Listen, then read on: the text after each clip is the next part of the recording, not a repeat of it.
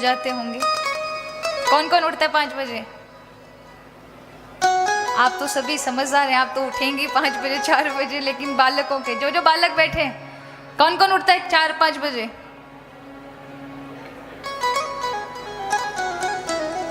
ये भाई लोग बैठे हैं, इनमें से कोई उठता है? आप उठते हैं 5 बजे?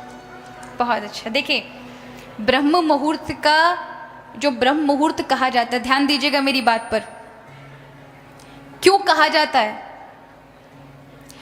आप 7 बजे उठें, आप सूर्योदय के बाद उठें, बाद में उठें, ठीक है, एक उठने का विषय आपकी अपनी दिनचर्या है, लेकिन ब्रह्म मुहूर्त में उठने वाला व्यक्ति और उस समय उसकी निद्रा खुल जाए तो कहा जाता है कि ब्रह्म मुहूर्त एक ऐसा समय है जिस समय सारे के सारे भगवत भक्त, संत जन और जितने भी दृश्य अदृश्य शक्तियां होती हैं उस समय चेतनता में आती हैं।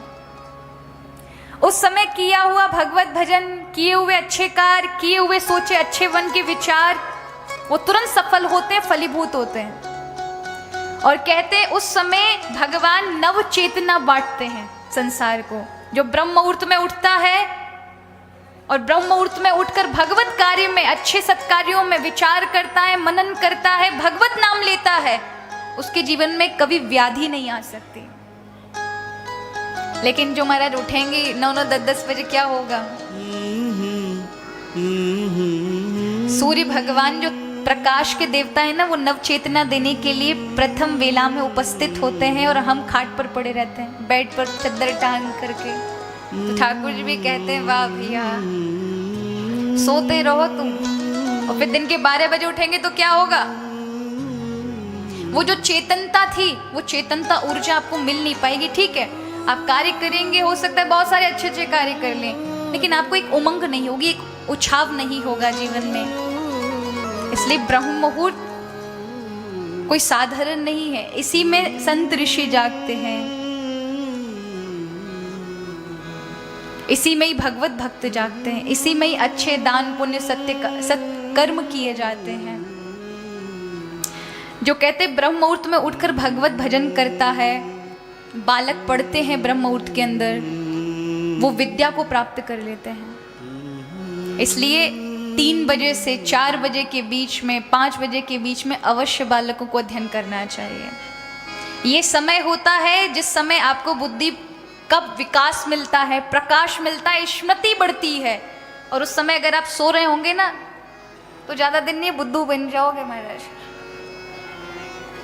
यही समय है कि इस समय अगर आप पढ़ेंगे, अध्ययन करेंगे, भगवत भजन करेंगे, तो जो आप अपने मन में किसी भी प्रकार का भाव बना कर रखें, वो तुरंत उसमें सफल हो जाएंगे। इस दुनिया में कोई भी कार्य असफल नहीं हो सकता, लेकिन आपका किया हुआ नियम, याद रखिए भगवान को नियम बड़ा प्रिय है।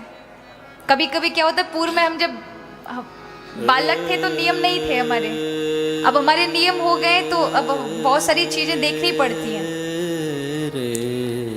तो कई बार लोग रूठ जाते हैं, उनको लगता है कि पहले तो ऐसे ही कभी भी आ जाते थे, कभी भी कमरे में आ जाते थे तो उनको ऐसे मिल जाते थे। लेकिन अब क्या है, अब थोड़े से नियम होने की वजह से थोड़ा समय मिलते हैं, हम में कुछ थोड़ा बहुत ठाकुर जी का बन जाए। अगर उसको छोड़ देंगे तो फिर हमारे पास क्या रहेगा? तो इस बात को आप भी, जहाँ हम भगवत नाम का बोलते हैं, अगर उसका थोड़ा भी अनुसरण नहीं करेंगे तो फिर कृपा प्राप्त नहीं होगी ठाकुर जी की। माना कि कथा कहना भी भगवत भजन ही है, लेकिन कहते हैं कथा कहना भगवत भजन है, लेकिन अगर आपने नाम जाप आदि अपने गुरु ऋण का भी कुछ नहीं किया ना, जो आपको जाप मिला है, जो आपको गुरु ने एक नाम दान दिया, उसका कुछ नहीं किया, तो फिर आप गुरु पे बोझ बन जाते हैं। इसलिए इस बात के लिए आप बिल्कुल बुरा मत मानिएगा। आपका जितना स्नेह पूर्व में था उससे ज्यादा स्नेह आज भी हृदय में बहुत है।